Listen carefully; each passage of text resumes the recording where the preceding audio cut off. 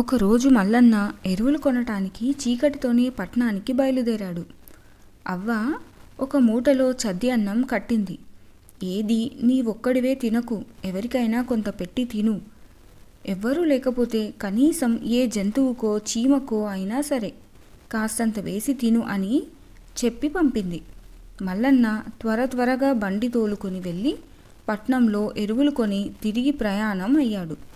మధ్యలో చిన్న చిట్టడవి. ఆ అడవి మధ్యలో పారుతున్న నదిని సమీపించగానే మల్లన్న కడుపులో ఎలుకలు పరిగెత్తసాగాయి.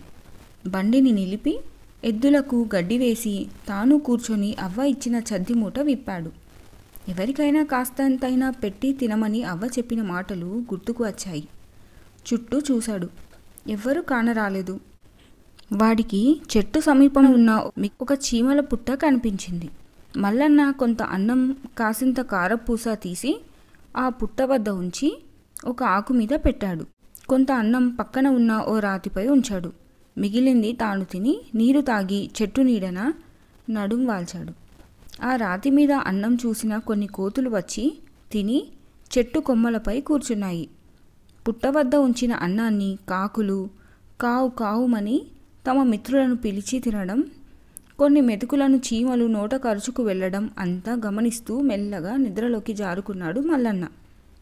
ఉన్నట్టుండి మెలకువ వచ్చి చూడగా పుట్ట వద్ద ఉన్న నల్ల త్రాచును పొడుస్తున్న కాకులు, చుట్టుముట్టి కుడుతున్న చీమల గుంపులు, పోరాడుతున్న కోతులు కనిపించాయి.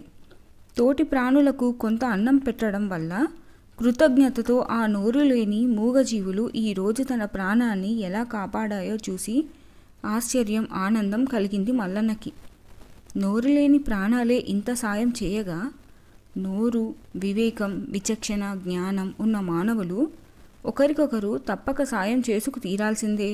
తన అవ్వ చెప్పిన చిన్న మాటలో ఎంత అంతరార్థం దాగి ఉందో అనుకుంటూ మల్లన్న తన అవ్వకి విషయం చెప్పడానికి త్వరగా బండి తోలుకొని వెళ్ళిపోయాడు.